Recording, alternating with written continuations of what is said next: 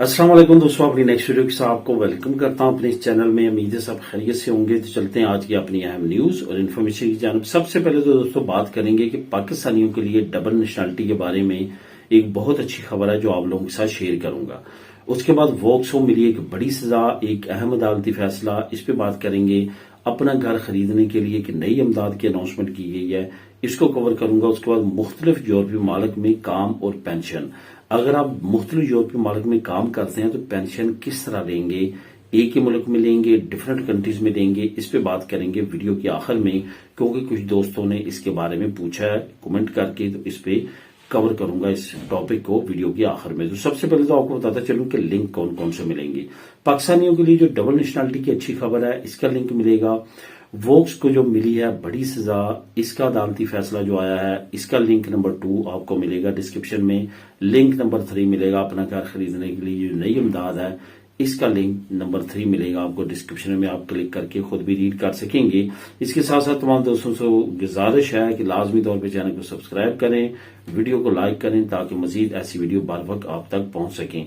तो बात करते हैं सबसे पहले कि पाकिस्तानियों के लिए डबल नेशनलिटी की कौन सी एक अच्छी खबर है जो कि आपके लिए बहुत ज्यादा अहम है। ओवरसीज पाकिस्तानियों के लिए ऐसी खबरें जो हैं वो बहुत ज्यादा अहमियत की हामिल इस वजह से होती हैं कि वो अपने मुल्क को जो है वो नहीं छोड़ना चाहते। अगर वो किसी और मुल्क में आबाद होते भी हैं, वहां पे उनको लाखों फैसिलिटीज मिलती हैं, वहां पे उनको रहने के लिए तमाम चीजें जो हैं वो दस्तयाब होती हैं, लेकिन फिर भी जहां पे वो पैदा हुए होते हैं, जहां से आए होते हैं, वहां उनका जो है सबसे ज्यादा कनेक्शन होता है। यही वजह है कि जहां हम हजार मरतबा सोचते हैं जब अपने मुल्क की नेशनलिटी की कैंसिल करने के बारे में कभी भी जहन में आता है, तो हमें ये सोच आती है कि हम काश ये कैंसिल ना करें और उसके साथ ही कुछ ऐसा एग्रीमेंट हो कंट्रीज के दरमियान कि हमारे मुल्क की नेशनलिटी भी हमारे पास रहे और जहां पे हम रह रहे हैं वहां के मुल्क की भी नेशनलिटी जो है वो कैंसिल ना हो।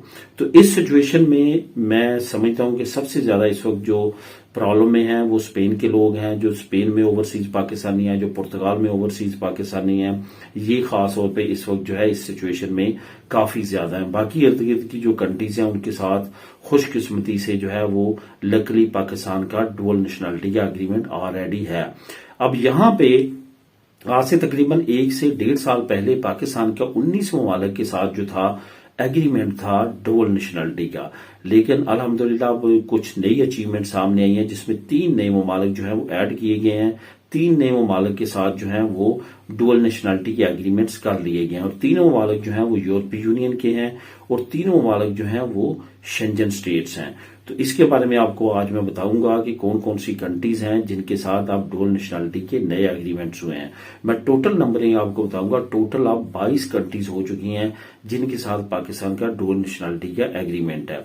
इसमें 1 बाय 1 तमाम कंट्रीज के नाम मैं बताता हूं जिससे आपको पता चल जाएगा। जो एंड पे 3 नाम होंगे वो नाम है जिनके साथ अभी रिसेंटली पाकिस्तान ने एग्रीमेंट करके अमल शुरू किया है। यहां पे आपको ये भी बताता चलूं कि अन करीब ये कंट्रीज 23 हो जाएंगी, मतलब कि 23 हो जाएंगी, क्योंकि तुर्की के साथ भी मामला काफी एंडिंग पॉइंट पे पहुंच चुके हैं, क्योंकि जो वजारत दाखिला और वजारत खारजा तुर्की की है फाइल वहां पे पहुंच चुकी है। उनके साइन करने, इस एग्रीमेंट पे साइन होने की जरूरत है। उसके बाद ये मुआहदा भी तय पा जाएगा और तुर्की और पाकिस्तान के दरमियान भी डुअल नेशनलिटी रख सकेंगे। इन कंट्रीज में England, America, Canada, Australia, Ireland, France, Italy, Belgium, Iceland, New Zealand, Finland, मिस्र, उर्दन, शाम, Switzerland, Holland, Sweden, Bahrain, Denmark, Germany, Norway और लैक्समबर्ग। जर्मनी, नॉर्वे और लैक्समबर्ग ये 3 वो ममालिक हैं जिनके साथ रिसेंटली पाकिस्तान ने एग्रीमेंट कर लिया है। अब इन तीनों ममालिक के जो ओवरसीज पाकिस्तानी हैं वो अब साथ साथ पाकिस्तान की नेशनलिटी भी रख सकेंगे और इन ममालिक की नेशनलिटी भी रख सकेंगे। इनको जरूरत नहीं होगी ये पाकिस्तान की नेशनलिटी कैंसिल करें। अनकरीब जो है तुर्की में रहने वाले पाकिस्तानी भी इसी तरह कर सकेंगे और उम्मीद है कि इंशाल्लाह ताला अनकरीब जो है वो स्पेन और पुर्तगाल में जो इतनी बड़ी तादाद में पाकिस्तानी रहते हैं, जो कि लाखों की तादाद में पहुंच चुके हैं, उनके लिए भी कुछ खुशखबरी आएगी कि वो भी डुअल नेशनलिटी के एग्रीमेंट्स पाकिस्तान के साथ ये कंट्री भी करेंगे और उसके बाद ओवरसीज पाकिस्तानी जो इन कंट्रीज में रहते हैं वो भी एंजॉय कर सकेंगे डुअल नेशनलिटी को। अब दोस्तों बात करते हैं वोक्स की। वोक्स पार्टी आपको पता है कि इमिग्रेंट्स के अगेंस्ट हमेशा कोई ना कोई महाज जो है वो खुले रखती है और उनकी तरफ से कोई ना कोई वार जो है वो आता रहता है इमिग्रेंट्स पे। और अनकरीब जो है वो इस कोशिशों में है कि वो किसी न किसी तरह जो है वो कौमी धारे में आए, मतलब ये कि कौमी हुकूमत में शामिल हो और इमिग्रेंट्स के खिलाफ जो है वो सख्त तरीन और खतरनाक तरीन कवानीन बनाए जिससे इमिग्रेंट्स को ज्यादा से ज्यादा तकलीफ पहुंचाई जा सके। लेकिन जो कहते हैं ना कि खुदा की लाठी जो है वो बेआवाज होती है, इसी तरह की एक्टिविटीज में वो मसरूफ थे। उन्होंने खुद इस तरह का एक ब्लंडर किया कि उन पे पाबंदी लग चुकी है। यहां पे मुझे एक और केस याद आ रहा है जिसका मैं थोड़ा सा आपको बताता चलूं कि फ्रांस में सबसे ज्यादा दाएं बाजू की जो जमात समझी जाती है, जिसकी एक लेडी सरबराह है, वो भी कुछ इसी तरह की एक्टिविटीज में थी और इमिग्रेंट्स के बहुत ज्यादा अगेंस्ट है और इंतहाई दाएं बाजू की जमात कहलाती है। उनका यहां तक मंशूर है कि वो जैसे फ्रांस में जीतते हैं उनको यूरोपीय यूनियन से वो अपने मुल्क को अलहदा कर लेंगे, फ्रांस को ना ही शेंजन में रहेगा ना ही यूरोपीय यूनियन में। तो इस तरह की एक्टिविटीज उस पार्टी की थी। तो उस सरबराह की भी कुछ इसी तरह के ब्लंडर सामने आए। उनके पार्टी की जो फंडिंग थी वो कुछ ऐसे अकाउंट से की गई जिनके अकाउंट्स के बेनाम नाम थे, यानी कि उनका नाम ही कोई नहीं था और उनका पता ही नहीं था कि इतनी बड़ी रकम जो है वो कहां से आई है। तो वहां पे कोर्ट ने फैसला दिया है कि ये इलीगल एक्टिविटी की गई है और उस पार्टी पे पाबंदी लगा दी गई है, जिसकी वजह से वो पार्टी जो है अब इलेक्शन में हिस्सा नहीं ले सकती। अब वोक्स जो है इसकी सिचुएशन थोड़ी सी डिफरेंट है। यहां पे कुछ ऐसा कानून नहीं है कि पार्टी की अगर फंडिंग ऐसी पकड़ी जाती है तो उसको जो है वो अनलिस्टेड कर दिया जाए, बल्कि ये कानून है कि उन पे भारी जुर्माने किए जाए। तकरीबन 1 मिलियन यूरो जो है वो जुर्माना किया गया है वोक्स पे और वोक्स ने अब चंदा मांगना शुरू कर दिया आवाम से कि वो जुर्माना पे कर सके। अब हुआ कुछ इस तरह है कि वोक्स पार्टी को इलेक्शन के दौरान फंडिंग जो है इसी तरह बेनाम अकाउंट से की गई है जिसका कोई भी रिकॉर्ड नहीं था और वोक्स ने वो रकम जो है अपनी इलेक्शन कैंपेन में इस्तेमाल की थी। अदालती फैसला आने के बाद अब इस पे काफी ज्यादा जो है हेजिटेट किया जा रहा है वोक्स पार्टी को और ये कहा जा रहा है कि इस तरह की तफसीलात जो है आपने पहले खुद बयान क्यों नहीं की, बाकी तमाम मामलात में आप बढ़ चढ़ के बोलते हैं। तो इस तरह की जो काम है जो खुद आप इलीगल कर रहे हैं इसके जवाब जो है अब आपको देना होंगे। अब देखते हैं वोक्स पार्टी की तरफ से चंदा मांगने के साथ साथ इनके जवाब आते हैं या कि नहीं आते।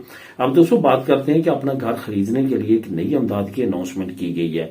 वैसे तो ये इमदाद जो है नेशनल लेवल पे भी है, लेकिन जो कुछ प्रोविंसेस हैं उन्होंने ये अनाउंस किया है कि वो तकरीबन 11,000 यूरो तक जो है वो इमदाद नया घर खरीदने के लिए देने के लिए अनाउंस कर रहे हैं, जिसमें एज लिमिट जो उन्होंने रखी गई है वो 35 साल है। जो घर है वो 10,000 अभी से नीचे होना चाहिए, जिस एरिया में हो वहां पे 10,000 से ज्यादा लोग ना आबाद हों, यानी कि टाउन वगैरह में विलेज में जिसकी आबादी बहुत ज्यादा ना हो वहां पे आपको ये इमदाद मिलेगी।